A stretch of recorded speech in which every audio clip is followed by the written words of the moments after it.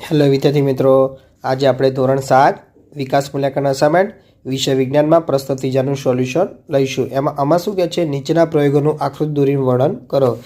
એ વિદ્યાર્થી મિત્રો તમારે જાતે કરવાનું રહેશે।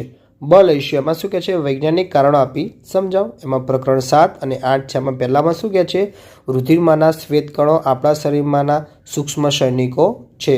તો આપણે એનું લખીશું કે રુધિરમાંના શ્વેતકણો શરીરનું રોગ સામે રક્ષણ કરવાનું કાર્ય કરે છે।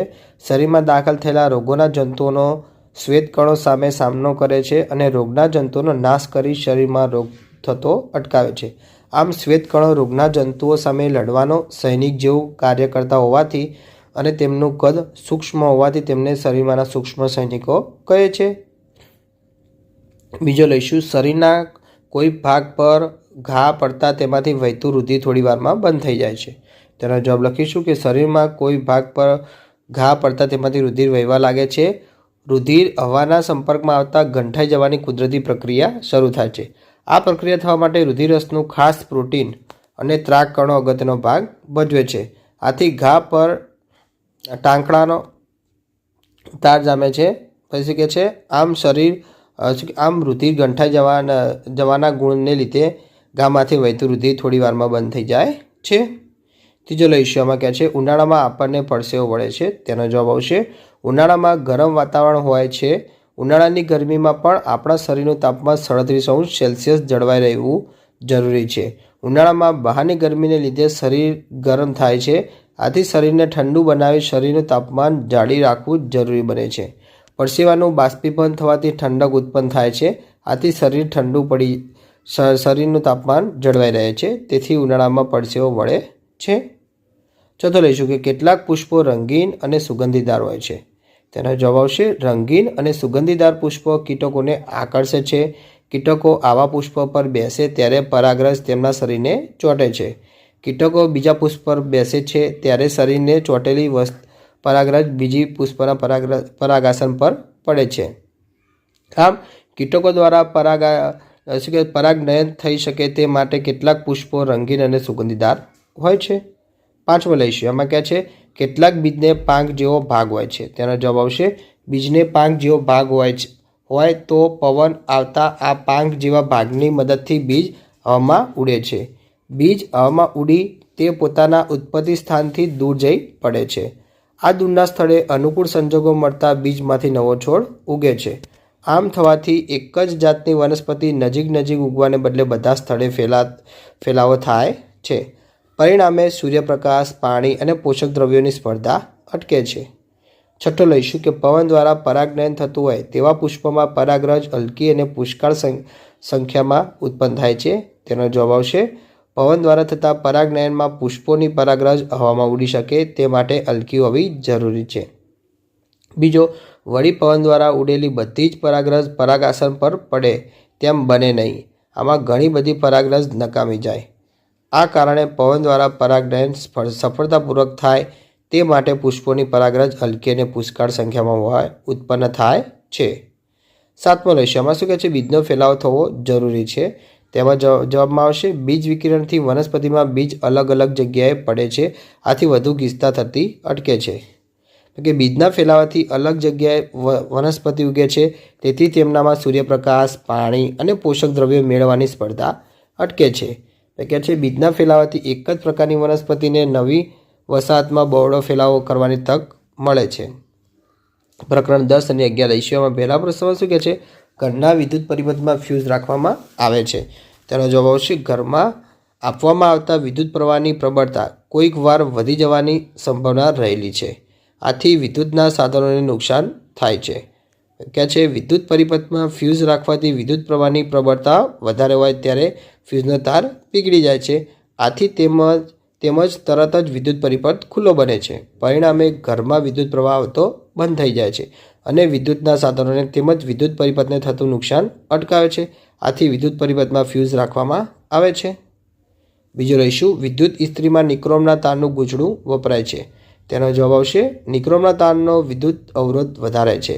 આથી તેમાંથી વિદ્યુત પ્રવાહ પસાર કરતાં તે સખત ગરમ થઈ જાય છે। આ વિદ્યુત પ્રવાહની ઉષ્મી અસર છે। નિક્રોમના તાર દ્વારા ઉત્પન્ન થતા ઉષ્મા ખૂબ વધારે હોવાથી વિદ્યુત ઇસ્ત્રીમાં નિક્રોમના તારનું ગૂંચળું વપરાય છે. ત્રીજો લઈશું કે વાહનોમાં સાઇડ ગ્લાસ તરીકે બહિર્ગોળ અરીસાનો ઉપયોગ થાય છે. તેમાં જવાબમાં આવશે બહિર્ગોળ અરીસાની સામે કોઈ પણ અંતરે મૂકેલી વસ્તુનું પ્રતિબિંબ હંમેશા આભાસી, ચત્તું, નાનું અને અરીસાની પાછળ નજીકમાં મળે છે. પછી કહે છે પ્રતિબિંબ રોડનો મોટો વિસ્તાર આવરી લે છે. આથી જોનાર વ્યક્તિની સામે અરીસામાં રોડ પરનો પાછળનો આખો વાહન વ્યવહાર દેખાય છે. કે આથી વાહન વ્યવહાર સાઇડ ગ્લાસ તરીકે રાખેલા વરિગોળ રીતે જોઈ શકે છે અને સલામત રીતે વાહન ચલાવી શકે છે. તેથી વાહનોમાં સાઇડ ગ્લાસ તરીકે બહિર્ગોળ અરીસાનો ઉપયોગ થાય છે. ચોથો લઈશું. એમાં કહે છે વાહનોની હેડલાઇટમાં અંતર્ગોળ અરીસો વપરાય છે. એમાં કહે છે વાહનોની હેડલાઇટમાં અંતર્ગોળ અરીસાના મધ્ય ભાગમાં ઇલેક્ટ્રિક બલ્બ રાખવામાં આવે છે. તેમાંથી નીકળતા પ્રકાશના કિરણો અરીસા વડે પરાવર્તન પામી સમાંતર ઘણે દૂર સુધી ફેલાય છે. પરાવર્તિત કિરણો ઘણે દૂર સુધી જવા છતાં ફેલાઈ જતા નથી. આથી થોડી જગ્યામાં રસ્તા પણ તીવ્ર પ્રકાશ દૂર સુધી પડે છે.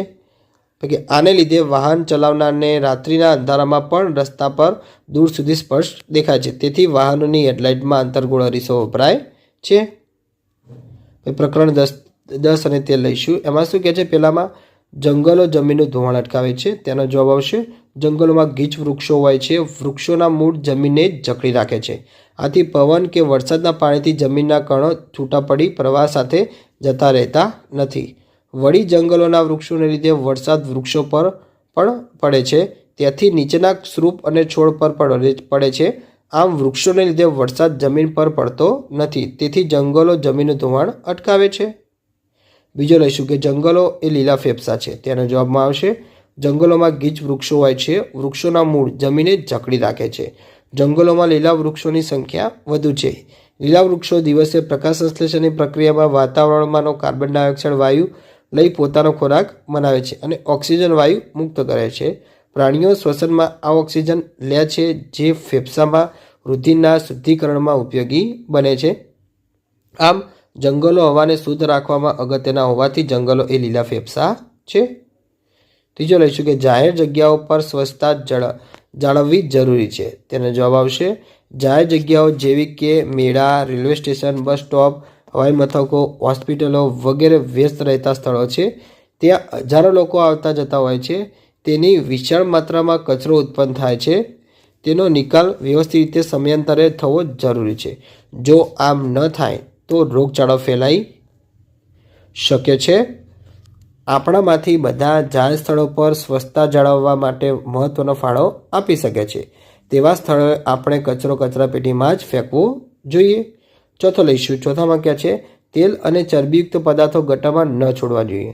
તેનો જવાબ આવશે કે તેલ અને ચરબીયુક્ત પદાર્થોને ગટરમાં નાખવામાં આવે તો તે ચીકાશવાળા હોવાથી પાઇપમાં જામી જાય છે. વળી તેની સાથે માટી કે કચરો પણ જામી જાય છે.